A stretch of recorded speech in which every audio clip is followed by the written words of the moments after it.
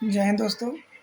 आज हम संस्कृत ग्रामर में सर्वज्ञ भूषण की पुस्तक क्रेस्टिक सेट से 20 क्वेश्चन आज करेंगे। आप लोग टिक करिएगा अपने आप से, देखिए आप 20 में से कितने क्वेश्चन आपके सही होते हैं। यूपी टेट के लिए स्पेशल है, सी टेट सबके लिए स्पेशल है। देखते हैं कितने आप पूछेंगे। तो 20 क्वेश्चन है, इसमें से देखना है आपके कितने सही होते हैं। ठीक, चलिए पहला क्वेश्चन है कि स्वरों का अपर नाम क्या है। स्वरों का अपर नाम क्या है, मतलब स्वर को संस्कृत में स्वर को किस नाम से जानते हैं।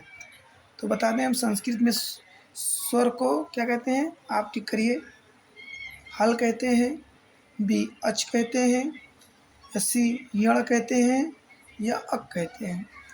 तो आप करिए अपने आप, कौन सही हो सकता है, पहला, दूसरा, तीसरा, चौथा। तो स्वर को अच कहते हैं और व्यंजन को हल कहते हैं। ठीक, स्वर क्या कहते हैं, अच। अगला क्वेश्चन, स्वरों को किस प्रत्याहार के अंतर्गत रखा गया है। जो स्वर हैं उनको किस प्रत्याहार के अंतर्गत रखा गया है। ठीक, तो संस्कृत में स्वर 9 होते हैं। ठीक, तो किस प्रत्याहार में रखा गया, तो अच में रखा गया है, अक में रखा गया है, अल में रखा गया है, कि अण में रखा गया है। तो स्वर को किस प्रत्याहार में रखा गया है, टिक करिए आप लोग। ए बी सी डी कौन सही होगा। तो अच, स्वर को क्या कहा गया है, अच कहा गया है। ठीक, स्वरों, अगला क्वेश्चन है, स्वर कितने प्रकार के होते हैं। संस्कृत में स्वरों की संख्या कितनी है। 13, 11, 9, 33 अभी बताए थे। 13 है, 11 है, 9 है और 33 है। तो स्वर कितने होते हैं संस्कृत में, स्वर होते हैं 9। कितने होते हैं, 9। मूल स्वरों की संख्या कितनी है। मूल स्वर कितने होते हैं संस्कृत में, 8 होते हैं, 2 होते हैं, 4 होते हैं, 5 होते हैं। तो संस्कृत में मूल स्वर कितने होते हैं, 5 होते हैं। संयुक्त स्वर कौन कौन से हैं। संयुक्त स्वर कौन कौन से हैं। ए ओ है, आ ई उ री है, ए री ली है, ओ अन आहा है। तो बताइए संयुक्त स्वर कौन कौन से हैं। A B C D choose करिए आप लोग, बताइए कौन सा सही हो सकता है। इसमें सही है ए ओ ए ओ, ये क्या हमारे संयुक्त स्वर हैं। अगला प्रश्न, निम्नलिखित में कौन सा स्वर दीर्घ नहीं होता। मतलब कौन सा स्वर है जो दीर्घ नहीं होता। री, ली, ए ओ, इसमें दीर्घ नहीं होता, तो ये री जो होता है ये दीर्घ नहीं होता है। अगला, कौन से ऐसे दो स्वर वर्ण हैं जो आपस में सवर्णी होते हैं। तो ऐसे कौन से 2 स्वर हैं जो आपस में सवर्णी होते हैं। तो आ ई होते हैं सवर्णी, ओ री होते हैं, री होते हैं, ए ओ होते हैं। बताइए कौन से होंगे सवर्णी आपस में। तो री और री ये आपस में सवर्णी होते हैं। अगला, ई और बड़ी ई का उच्चारण स्थान कहाँ है, बताइए। हिंदी में हम पाए थे आपको उच्चारण स्थान, तो बताइए ई और बड़ी ई का उच्चारण स्थान कहाँ से है। कंठ से है, तालु से है, मूर्धन से है, दंत से है। तो बताइए किससे उच्चारण स्थान ई और बड़ी ई का। तो ये तालु से, किससे है, तालु से। ऊ, बड़ा ऊ का उच्चारण स्थान कहाँ से माना जाता है। तो ऊ और बड़ा ऊ का उच्चारण स्थान नासिक, दंत, ओष्ठ, तालु। बताइए किससे इसका उच्चारण होगा, छोटा और बड़े ऊ का। तो इनका उच्चारण स्थान ओष्ठ से होता है। किससे होता है, ओष्ठ से। अगला, आ, बड़ा आ का उच्चारण स्थान कहाँ से है। तो आ और बड़ा आ का उच्चारण स्थान कहाँ से है, बताइए आप लोग। मूर्धन से, तालु से, जीवा से, या तो कंठ से। तो किससे है, टिक करिए। और सारे क्वेश्चन कहीं ना कहीं आए हुए हैं, टॉप क्लास क्वेश्चन है, करिएगा जरूर। तो ये आ और बड़ा आ का उच्चारण स्थान कंठ है, कहाँ है, कंठ है। री का उच्चारण स्थान जो री होता है, री होता है, इसका उच्चारण स्थान कहाँ से है। मूर्धन से, ओष्ठ से, कंठ से, दंत से। बहुत क्वेश्चन आता है। ऋ का उच्चारण स्थान दंत है। ऋ का उच्चारण स्थान कहाँ से है? दंत है। अगला री का उच्चारण स्थान, री का उच्चारण स्थान कहाँ से है? तो री का उच्चारण स्थान बताइए। मूर्धन से है, दंत से है, कंठ से है, नासिक से है। तो जो री है इसका उच्चारण स्थान कहाँ से है? मूर्धन से है। किससे है?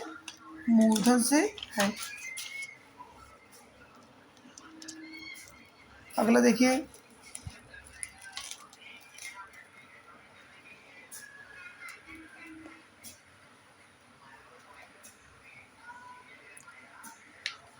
अगला ए आई का उच्चारण स्थान कहाँ से है? जो ए आई है ये हिंदी में भी है। हिंदी और संस्कृत ग्रामर सेम होता है, एकदम बराबर होता है, बस थोड़ा विसर्ग और हलंत का फर्क होता है बस। तो ए और ए का उच्चारण स्थान कहाँ से है? तो ए आई जो होते हैं कंठ ओष्ठ से है, कंठ तालु से है, कंठ मूर्धा से है, कंठ दंत से। बताइए किससे होगा? तो ये कंठ तालु से होगा। ओ और औ का उच्चारण स्थान कहाँ से है? कंठ तालु, कंठोष्ठ, कंठ नासिका और दंत नासिका। बताइए किससे है? तो हमारा कंठ तालु से है, कंठोष्ठ। तो आ ओ और औ का उच्चारण स्थान कंठ ओष्ठ से है। कंठ और ओष्ठ दोनों से है। स्वरों का अभ्यंतर प्रयत्न होगा। स्वरों जो अभ्यंतर प्रयत्न क्या होगा? स्पष्ट होगा, विवृत होगा, ईषद स्फीत होगा, सम्मृत होगा। तो बताइए इसमें कौन सा होगा? तो ये विवृत होगा। क्या होगा? विवृत होगा। अगला स्वरों का वाह्य प्रयत्न होगा। स्वरों का वाह्य प्रयत्न क्या होगा?